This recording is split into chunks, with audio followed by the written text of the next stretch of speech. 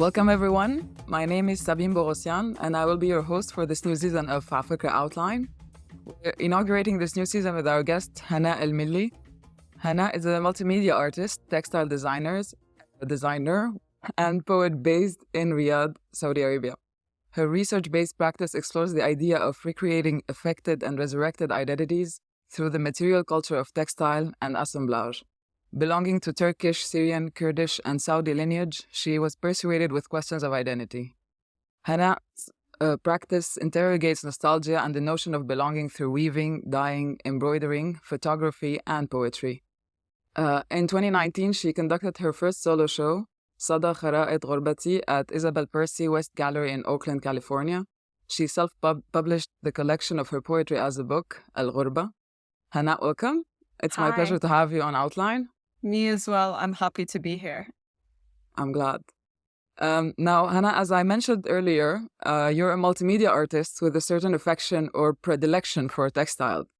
Can you maybe tell us more about when or how your fascination for this particular material started? Well, very interesting. I mean, it really starts when I was at a very young age. My grandma had a very deep connection with her. She used to come from Syria every summer and would spend a few months with us. And every single time she would come, we would go and buy, yarns, etc. from a crochet shop. And she would teach me a technique or two that summer. And then, we move on. Every year there's a new thing. And that kind of stopped when I grew up because we just, it just kind of something that faded because we connected as I got older further. And when I went to college, I wanted to pursue architecture. And I did like almost 2 years of that. And I think it took me a while to kind of get to where I was kind of more attracted to the medium, because for a while I was like, let me do architecture. I like that. I enjoy that. It's one of the things that I want to do. It's what I want to pursue for the rest of my life. But then one day I woke up and I'm like, I'm really not expressing myself the way that I want to. And so that kind of started the journey of wanting to change my major or wanting to do something different. And I took one knitting class in my school, California College of the Arts, my university. And once that happened, I was like, you know what? This is for me. This is a major. This is for me. I want to do this for the rest of my life.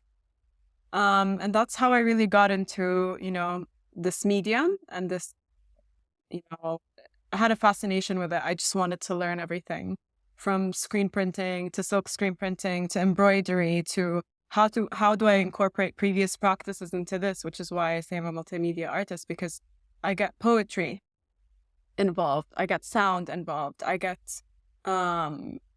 photography involved. So it's a multi-layered practice that really involves textiles as this one thing that unites me with my ancestors, and at the same time, connects me with my self-discovery as well. Nice. It's interesting that, it kind of began with your grandmother. It's always, textile has always this kind of feminine fiber, I want to say, to it.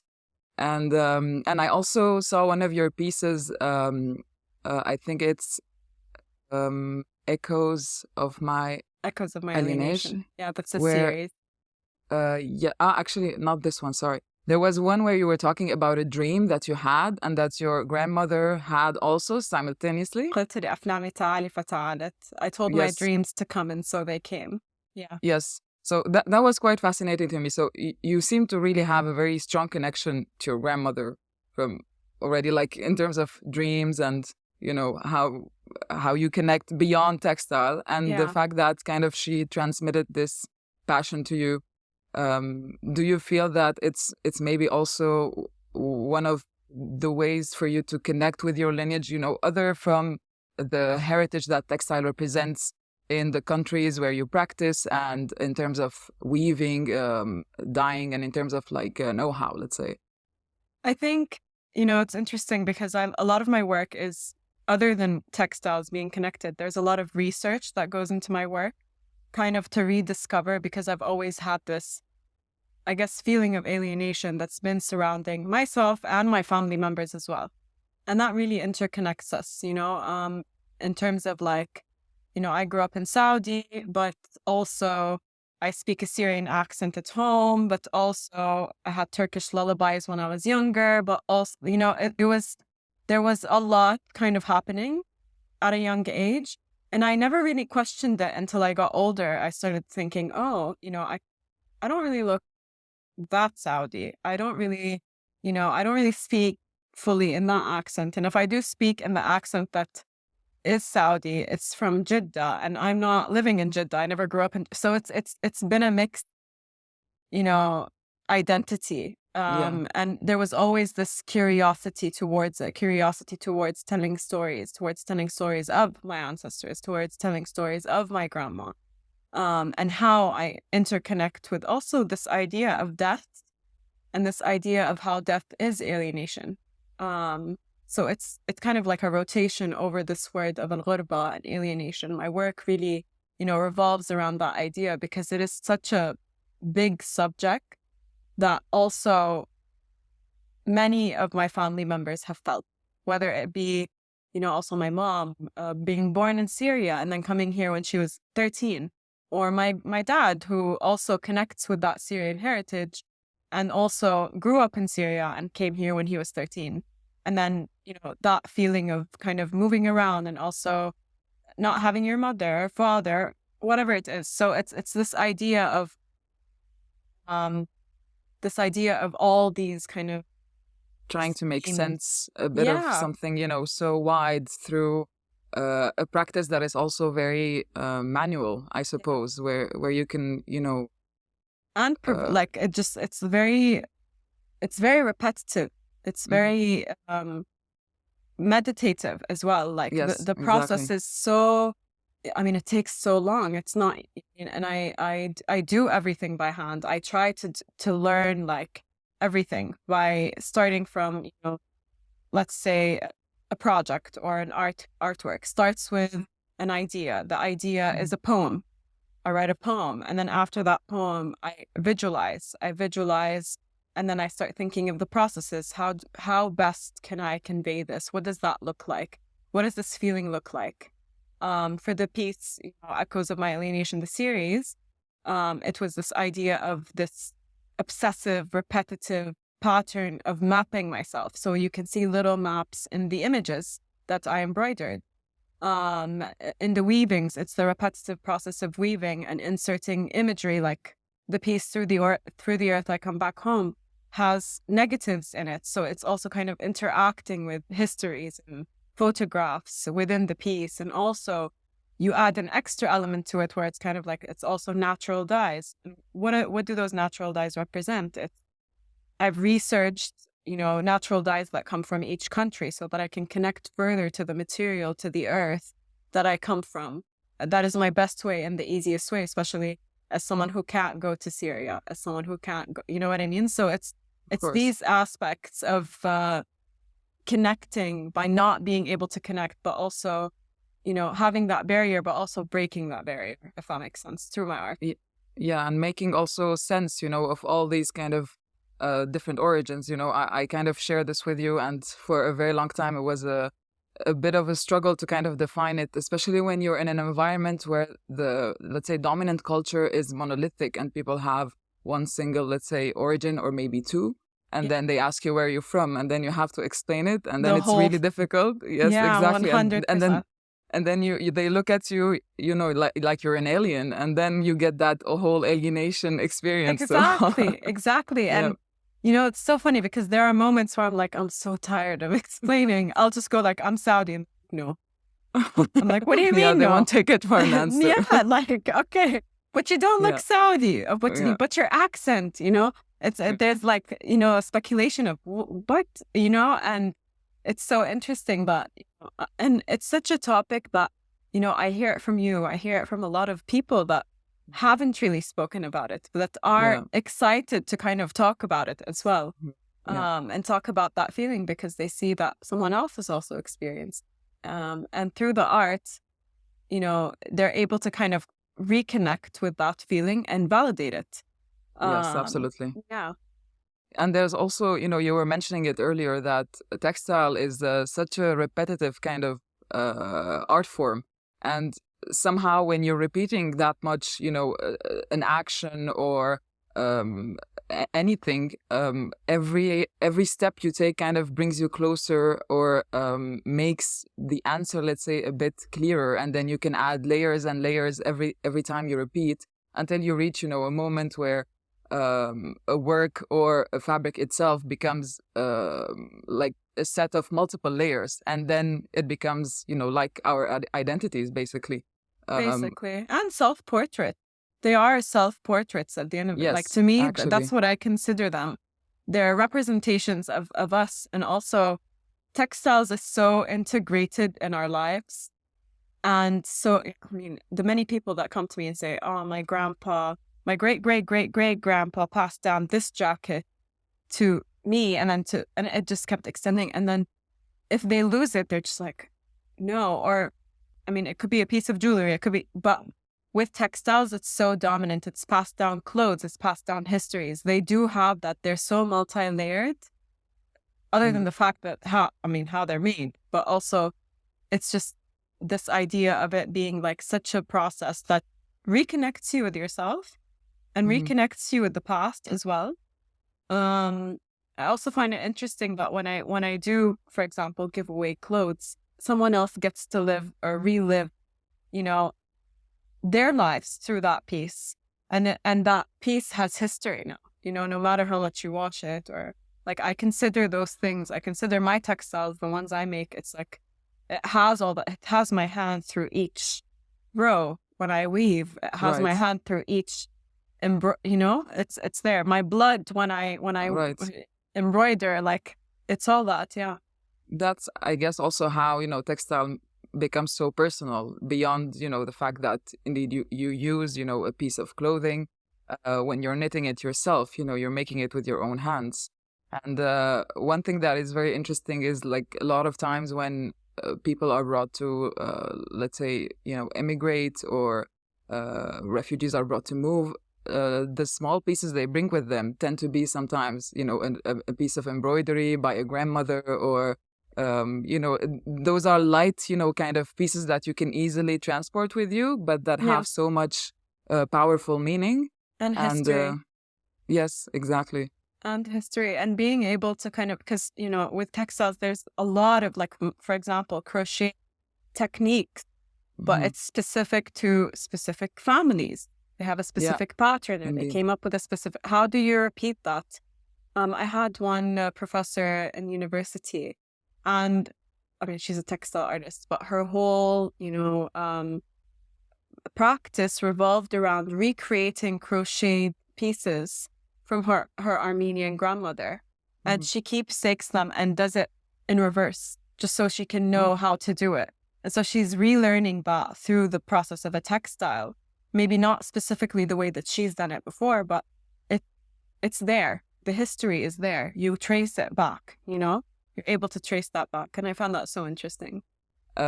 So earlier you were saying, in textile, there are so many different fields and so many different, let's say, points to kind of enter this field. There's embroidery, there's dyeing, there's weaving, there's, industrial textiles. There's also, obviously, novel textile.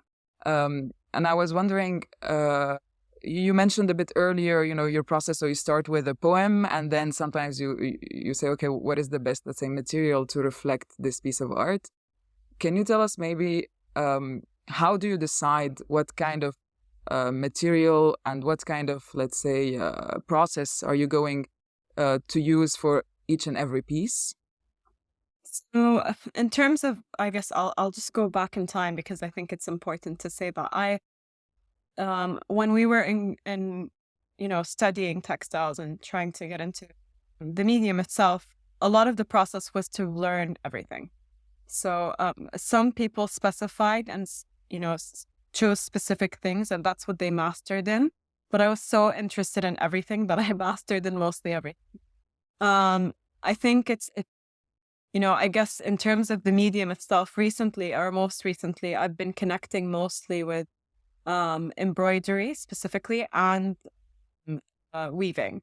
And mostly floor loom weaving. You can see my my two floor Amazing. looms in the back there.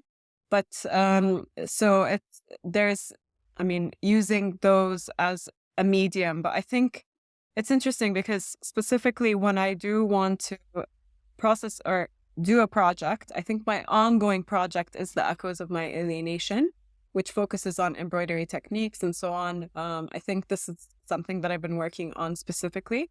But most recently, most of my projects also involve floor looms. And in the past, I used to use a jacquard loom, but unfortunately, I do not have access to one right now due to the lack of, having such machinery in the area, and needing a lot of things for it. But I guess the two main ones right now for me have been weaving, floor loom weaving, and embroidery. And specifically, that's how I get into, I guess, if you're thinking about mediums as well. For example, a lot of my practice involves natural dyeing. So this idea using or creating everything from the bottom up, which is like creating also an identity, is like a bottom up as well. So this idea of building something that is purely made by me and purely represents me. I think that's what helps me or pushes me to get to that. For the embroidered pieces, it's the photography. So it's how do I, incorporate photography in that? And that's specifically kind of also most recently got into negatives within the weaving. So it's really a back and forth. It's interesting that you talk about photography and then the negatives in the weaving, because, in textile, well, actually, before I ask this question, I'm going to ask you another question, because we mentioned multiple times already the loom, floor loom, jacquard loom. Can you maybe explain what is a loom? A loom is basically what creates fabric. It's a very complicated thing to explain by verbally, but a loom has handles and specific techniques that hold the threads, and you're able to do specific patterns with the floor looms and the jacquard loom. You create these patterns by specifying where the threads go, specifying how the treadling goes. So each treadle has a specific pattern. You connect it to the shafts, and once the shafts lift, so it's a lot of a process of a mechanism that kind of leads you to creating a pattern and creating a fabric. You're able to have, wider fabrics or, less thick fabrics, and you're able to kind of have the freedom of inserting whatever you want in the weft of the piece, which is, the weft is, the horizontal part, which is what you weave manually with your hand. And you're able to insert whatever materials throughout that process as well. I hope I answered your question. I don't know how to explain a loom verbally. Perfectly. I know it's a bit difficult to explain, but I guess it's also a term that is very specific to textiles. So and I know that I've encountered some in Syria when I was there, and I've always been fascinated because it's a bit like a piano, that there are pedals, and then they also use their hands to kind of knit something. So it's really kind of fascinating to think that you're kind of creating a musical piece when you're creating a fabric. Exactly. And then even the sounds, just the paddling sounds, the shaft, rhythm. Yeah, I've used that actually. I've recorded that and used it in one of my pieces as well, because it's like this idea of also repetitiveness. Okay, you're repetitive in pattern. Exactly. And repetitive in pedaling, and repetitive in, everything. So it's a process that is also musical, and it's very interesting, I think. And when we were talking about photography, so the negative of photography with textile, it kind of you have this also layer when you're working on a loom of the vertical threads and then horizontal threads, and then you kind of have a matrix, let's say, of something that, and then you come and add other layers to it. I guess, is it a bit similar to photography? Is that kind of a parallel that you draw while working? I mean, not really specifically, but I Okay. think with photography, so with photography, I mean, I haven't developed film in a while. I will this weekend though, so I'm very excited. But it's this process of, I guess it is a multi-layer when I'm thinking about like double exposure and kind of my process of developing film and printing and so on. So what I used to do is a lot of it is experimenting with like changing film and kind of even figuring out a way to manipulate it for it to look more abstract, for it to look, and that also adds multi-layers and kind of also condensing different films on top of each other to create an image. And that image becomes a double image, but is also a shadow in an image. Hmm. You can see that also in the pieces that are called, that are from the series of Echoes of My Alienation. It's all photographs that I've made. And the process was to literally go to the darkroom, experiment with film, print, scan, reprint on fabric, and then, or silk, sorry, and then embroider. So it's also multi-layered. Like there's also a multifaceted Yeah. experience within that. Well, I was also wondering, are there any disciplines that are completely unrelated to your practice that regularly inspire and nurture your work? I don't know if there is any. I It think I'm there inspired. doesn't need. It's so, I'm so inspired by my ancestors that to me it's just this. I mean, as much as I connect with other artists and I admire them, obviously, like but whenever I think of textile specifically, I feel a deep connection to it. But I'm very biased, I just have a Of course. bias towards it. Um, any other medium, I mean, I'm interested in art in general. I do love, different types of mediums that are used by artists, installations specifically. I'm interested in also how the tech has been involved with specific mediums. I've tried myself to kind of involve that. I am inspired by the new generation of artists as well that have been coming up with um, things that we have not seen before. Uh, it's been an interesting journey also through the past year because I've been in multiple exhibitions that have that and that have that interactivity. I also think that's one important thing, interactivity. Um, a lot of artists have been using interactivity, and I find that to be something that I am very much interested in. And also with textiles, there is this, it's very interesting. A lot of my friends who come to exhibitions, I just want to touch it. It's a textile. I just want to touch the piece. It's something that it is like warm. And even the curator of an exhibition that's happening right now in Riyadh in the night, she's like, this is like a blanket to me. It's something that I feel like I can hold, and Yeah, I feel yeah. close to. Um, and I think that's important for me. I think I'm very interested in interactivity and how artists have been utilizing and how have they been also utilizing communities and how communities can Absolutely. create these histories with art.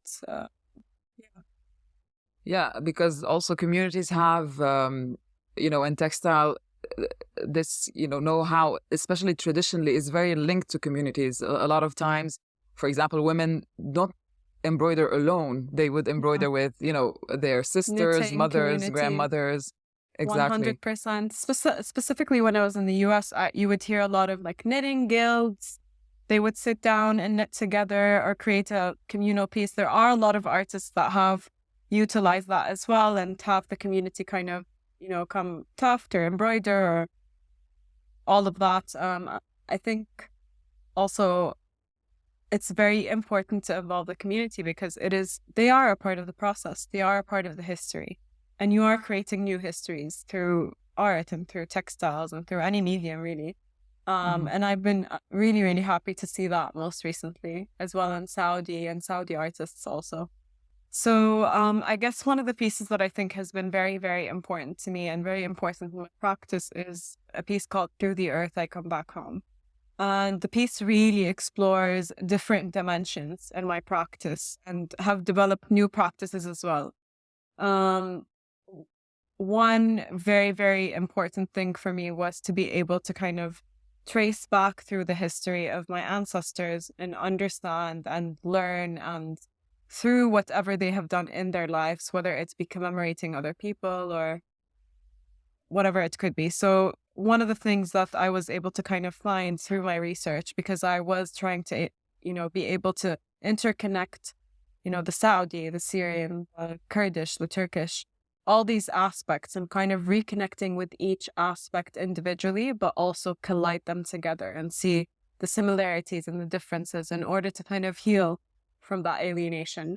And specifically, something that really kind of pulled me closer is my family has a lot of information. And whenever you sit with one of them, you're able to kind of sit down for an hour and talk about one little story that talks about how they were in the neighborhood and they were walking. And, like it goes into so much detail. And I think I'm so happy to be a part of, something that is, there's so much pride and there's so much love for it. There's so much love for memories.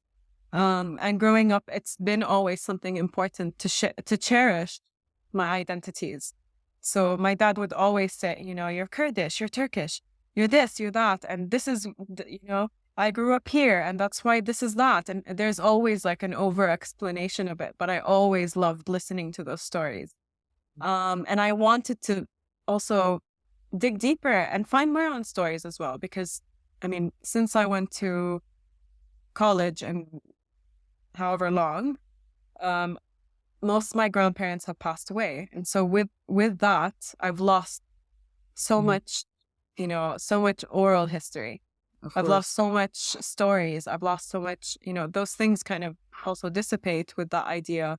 And those ideas become, non-existent. And so one of the things that kind of led me to that is to be able to kind of dig through my grandpa's house or research online and so on. And I was able to find a lot. I was able to find a book that my great granddad wrote about the several, what do they call them, generals that were around him, because he was a general in Saudi. And then basically I was able to read through that. I found pictures of him. Like doing his daily activities, and that reconnects me even further, right? Looking through archives and images of Syrian photos of Iskenderun, which is where my grandma was from in Turkey, or just digging deeper and deeper into kind of the history, the visual history, the oral history, the written history, and being able to recreate that through a piece, or recreate my understanding of it through a piece. That led me to kind of think about the extra layer of natural dyeing, because I think natural dyeing has been throughout history one of the most, prominent, but also one of the most left. At this point, no one buys anything naturally dyed. At this point, no one thinks about sustainability. And I thought of sustainability as something very important to me. As an artist and as artists that are going through whatever the world is going through right now, and the climate. Absolutely.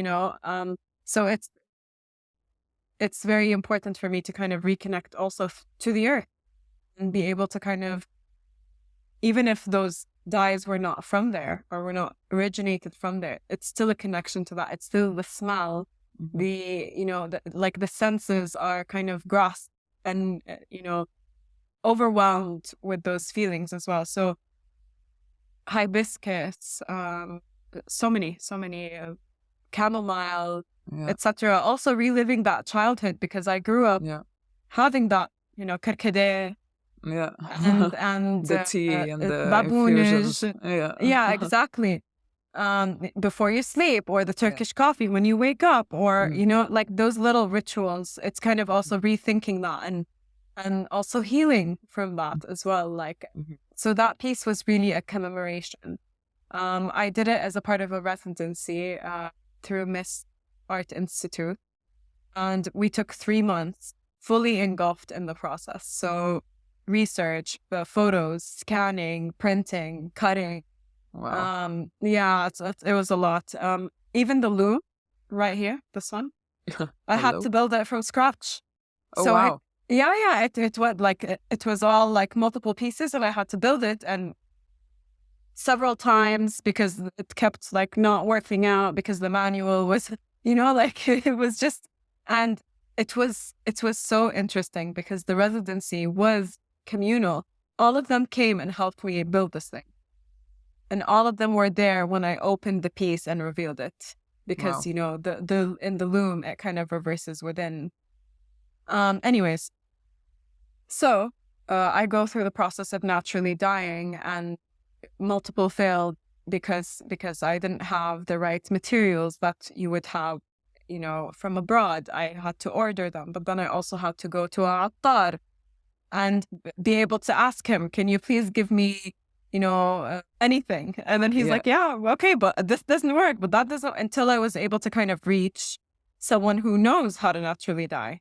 And he was able to help me so much because he knew, what kind of materials or what kind of things need mordants and so on, like a whole process. Um, so that was a big part of the process as well, like kind of going through Saudi and living that experience and researching and finding the natural dyes and so on. And then the process of kind of also weaving in the negatives, which came as a big part of the process. At the beginning, it was really just like, how do I incorporate photographs within a woven piece? It's never done before, I think, at least. Let me try, and I would try, but then it would fall. But then I would have to be able to kind of use a specific pattern in order for it to be held within the weaving Yeah. as well. And in the end, I was able to recreate, or not even recreate, create almost like this sacred place. The showcase had white fabrics all over the ground from ceiling down, and people would be scared to enter, just scared to enter because this is all white. Why would I want to ruin it? It almost Hmm. seems like a sacred space or a Yeah. sacred, So it's also that idea of using space as a part of the medium, because Hmm. you need to kind of give that aspect, but also using light, but also seeing the negatives and people having to be closer to it and approach it, Hmm. and be able to be a part of the process as well. Yeah. To Um, interact with the piece, basically, we come back to what you were saying earlier, this exactly, interactive dimension where the piece exactly, acquires also something, a whole different meaning depending on the person who's looking at it, their, experience, I don't know, with nostalgia, with their, family roots, with their stories, and then every personal interpretation adds kind of a new layer basically to the piece. exactly, 100%. And again, like this idea of creating a space that is almost like an homage to Mm-hmm. them, to my ancestors, an Mm-hmm. homage to their stories, an homage to also making it feel like, their life is important as well, like all their history has been important. Mm-hmm. It's what shaped me. It's what Yeah. makes me me right now. And that's what, like, even when you asked, oh, your grandma, she's very close to you. All of them are. Like, I think it's very important for me to hold on to it. I think it's very important to me to relay that history to the next generation. Mm-hmm. It is important to me because I grew up having it be important to me, Mm-hmm. and a part of my mission in life and as an artist. Um, Very extreme, but it is. Well, I guess every artist has a specific kind of source of inspiration that infuses in their work, and yours is this uh, memory and nostalgia and connection to heritage and your lineage, basically, that is so diverse and so rich that you kind of want to extract every ounce of knowledge or Knowledge, information, history, especially like the thought process that I go through as well is even the sound. I lose the sound of my ancestors. I lose the sound of my grandma, and this idea of reincorporating sound, and this idea of reincorporating a dream, or rethinking of a dream, such as the piece that you mentioned. I told my dreams to come, and so they came. And the story is so deep. And every single time I say it to someone, they're just like, wow, that adds another dimension to the piece. It's a whole different dimension. It's a whole different story. I can see it. I can connect to it. And I've seen multiple people really be like, this is, wow, like this really, I really connect with that. I really miss my grandma. I really miss, like this aspect of these stories, and being able to kind of also have people be a part of the history. I think another part as well. So this idea of kind of through the earth, I come back home, and using or utilizing natural dyes on the ground, not as a part of the piece, but also as a part of the setting. And people stepping into that space, that white space, with all these natural dyes on the ground, stepping on them, but also recreating histories through their steps. I think that's also a big, important part to me. I want people, any person in your life is a part of your history. Any person you get to learn from, any person, even you're a part of the history right now. We're talking about it. We're making that history together. And that's important to me. It's important to me that people are able to relay their stories, and people are able to kind of be inspired by their ancestors. And also, it's very important to keep that history. It's one of the things that you're able to kind of reconnect with in terms of identity, in terms of finding out who you are, in terms of finding out who your children will be, in terms of it's what creates us as humans. It's what we are. We are histories. That's what we carry with on our shoulder, and our, It's a way of exactly mapping basically who you are and where you're coming from, in terms of human history and human lineage. So it kind of, gives you not necessarily a framework, but it also normalizes this idea of having multiple identities and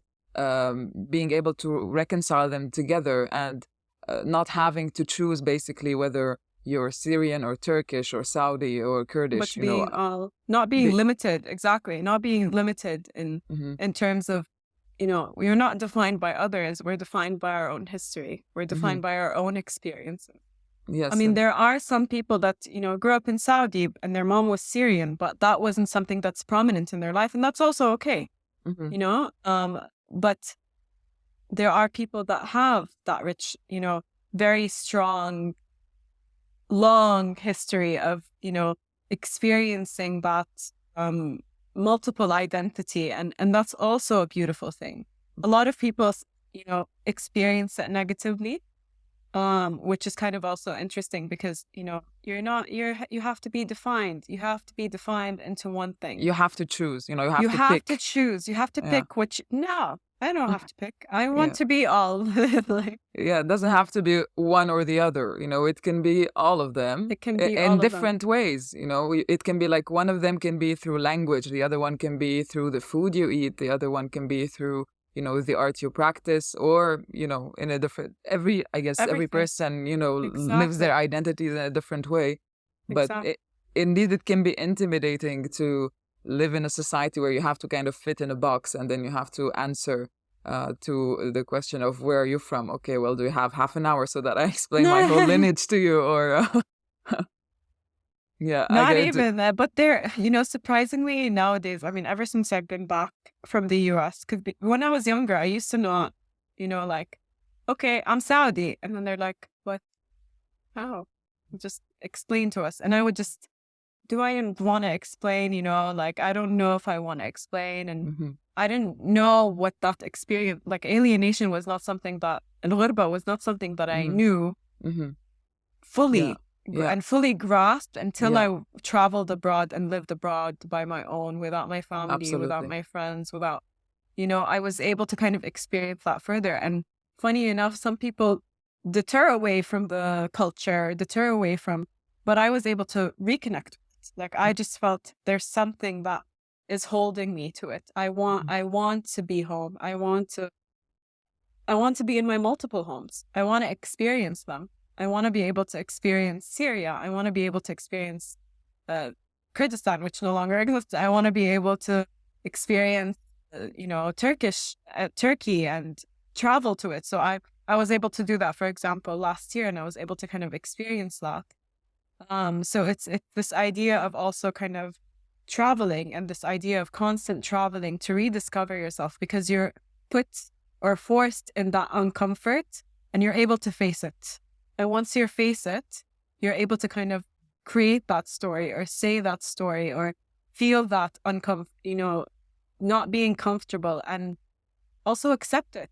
I think a big part of the process for me was to be able to accept the alienation and to be okay with it, and to be able to say, yeah, I'm different, and I come from 4 different places, and that's great. That's not limiting. It's beautiful. Absolutely. It's a wealth, and you cherish it really beautifully. It's really nice to actually talk about this with with you, because I've struggled for a while with this multiple identity, let's say multiple identities, and then now I'm kind of getting to a place where indeed I am I cherish them all, and I live each and every one of them very differently. So Where are you from? So on my dad's family, were Greek and Armenian, and on my mom's side, Lebanese and Syrian, actually Syriac, and all of them basically met in Aleppo in Syria. And so I was born in Aleppo and I grew up in Syria. Wow. Yeah. Wow. So, that's beautiful, though. That is beautiful. Exactly. That's exactly like it's such a rich history, and now you're not in Syria. No, exactly. And that's also, an added layer, where it's been 12 years now that I've been living in Belgium. So, and my family now lives in Lebanon. And so, it adds so many layers. And I used to have also this exact same reaction, where people here would ask me, where you're from? And I'd say, I'm Syrian. And they would look at me and they're like, no, you're not. I'm like, no. Yes, I am. No, you're not. How do you speak French? Well, colonization? I don't know. Sounds familiar. It's it's such a peculiar thing to have to explain this, and put words into an identity that when you grow up in seems very intuitive and normal and kind of, natural. And then you kind of have to really spell it out for various reasons. 100%. But then it's also, whenever I do have to spell it out, I think in time, I'm like, where I'm from, I'm Kurdish Turkish Syrian. So, khalas, I've memorized it to the point that it's become like very easy on the tongue for me, and very like, I'm proud of that. But wow, now recently, every single time I do say it and I do talk about it, everyone is so excited about it, because I think we've reached a different world. Like right now, we've reached a different That's also world. true, Yeah, exactly. And it's been very important to me to be able to be a part of, the same place that, when I was younger, I felt a bit more defined, and, no, but I'm Saudi, but no, but, like there was always this kind of unconscious, I guess, being scared of, having all these identities and cherishing them, and, but also at the same time, I think when I grew up, I was able to kind of cherish that, and coming back and seeing how people react to it again in such a beautiful way has been so exciting. And most recently, I've been seeing a lot of people that I've known when I was younger. So it's even more interesting to see, their reactions and how they could have or would have reacted if I wasn't so, open or whatever it is about it. Yeah, it is very liberating, kind of. Yeah, I get it. Before we wrap up, I wanted to ask you, is there a project or an exhibition that you're currently working on that you'd like to tell us more about? So in terms of the, I guess, projects that were currently and are currently showing, I have an exhibition called In the Night that is a part of the Saudi Arabian Contemporary Art Museum in Jacques in Saudi. And the exhibition kind of talks about this idea of dreams, and it has the piece that we were talking about. I told my dreams to come, and so they came. But it also has a newer piece that I've that is very different than my practice. I mean, it does incorporate embroidery and so on, but it is more poetic. It has this element of sound, an element of poetry. That's what is highlighted through the piece, mostly. So it's been an interesting journey and experience to go through that. It's woven as well, but still like again, a different dimension because it incorporates more text, more, more of the spoken or, Yeah. and then I guess I had I have other projects coming up, which I can't really specifically talk about, to be honest. But I hope soon to say that inshallah I will have a solo exhibition. Not soon, but Awesome. inshallah. Inshallah. Fingers crossed. I hope you Fingers will crossed. let us know about that as soon Definitely. as you can, I guess. Inshallah. Definitely. It's a work in progress. I've been working on a body of work that's been very close to my heart, and the process is very long and it takes a long time to kind of produce these works, as I'm sure textiles are the slowest form of art that I know. Yes, indeed. They do take time to build. Yeah, it's And they not build the most patience. I intuitive. think the Yeah. most I've learned is I'm currently a very patient person because it takes me at least 6 months to finish like a body of work, maybe a year Wow. sometimes. Yeah. Wow. Okay. So, is there when you get commissioned for a work of art by, let's say, a museum or for any kind of exhibition, do you try to work with something that you kind of started halfway through, or do you do something from scratch for them, or? It's usually by project. So Mhm. in terms of what is needed, it just depends on who is requesting. Obviously, it's either they request a previous work or it's more commissioned work that is new. I do not start halfway through the process because I think my pieces are very individual. Like other Mhm. than the Echoes of My Alienation series, each piece does not have a repetition. I create one and Unique. only Yeah. one. Yeah, so each piece is unique. Each piece is one of one. I And you don't re and you make 100% of your piece, or do you collaborate sometime with like 100%, weavers or 100%? a Yeah. 100%. The fact that your pieces are also so inspired by your lineage and your family, I was actually wondering what kind of reactions or what kind of positions does your family have with your art and with your pieces? Are they moved by them? Do they actually feel this kind of also connection to them? So, um, I did once a project that has, that is a video that has a lot of the poetry and the sound elements, but also the weaving process. So it was almost like a documentation process, but also incorporates this kind of showing how emotional this process could be. Because I do have pieces that kind of really get into kind of, using the clothes of someone who had passed away. And that process is really hurtful, but also something that is something that kind of gets you closer to a conclusion or to a relief or to them being near you or to them, whatever it is. It's the process.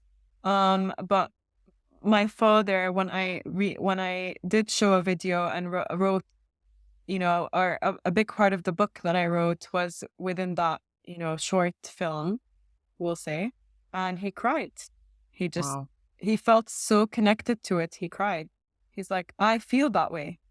I never knew you could also be, Yeah. like it's, Experiencing the same yeah, thing. Yeah. exactly. Yeah. And my mom, same thing. My mom also, through my poetry, she's always connecting. She's always like, this is something that I connect with. And I think even when I do my research projects, when I go through photos of family, she's always, or one of them is always sitting next to me and we're going through the photos together and we're going through the memories together. And that also is recreated to become a piece. Mhm. So it is something that is very, very much something that they connect with and very much something that they're, I guess, a big part of.